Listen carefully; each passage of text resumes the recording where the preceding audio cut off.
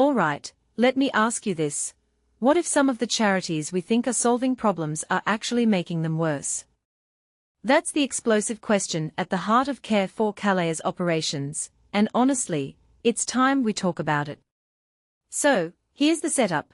Care for Calais, a UK-based group, has handed out over 160,000 free items to migrants in France, from SIM cards to hoodies to bikes.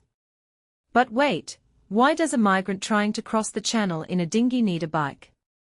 That's the first red flag. Let's unpack this. Now, I'll admit, on the surface, giving refugees phone credit or warm clothes sounds compassionate. But here's the twist. Critics argue this isn't just aid, it's enabling. When you hand someone a Vodafone SIM with 6 months of data, you're not just helping them call home.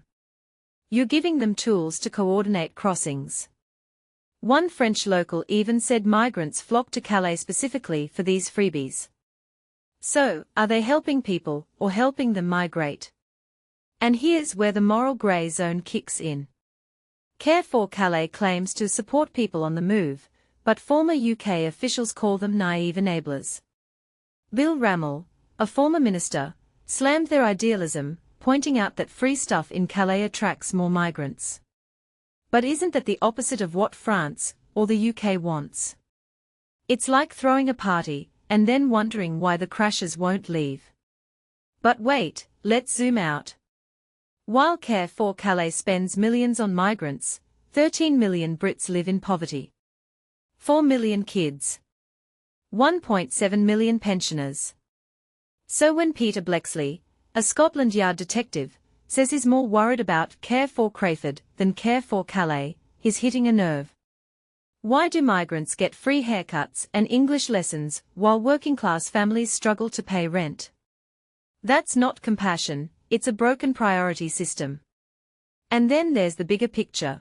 NGOs like this have become shadow foreign policy actors. They operate without accountability, shaping migration flows with zero oversight. The result?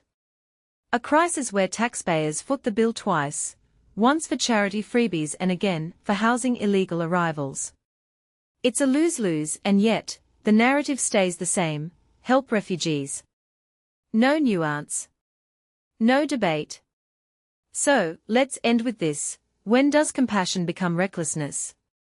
If handing out bikes to channel crossers feels absurd, maybe it's time to question the entire system. And hey, what if the real solution isn't more free stuff, but smarter policies? Let me know your take below.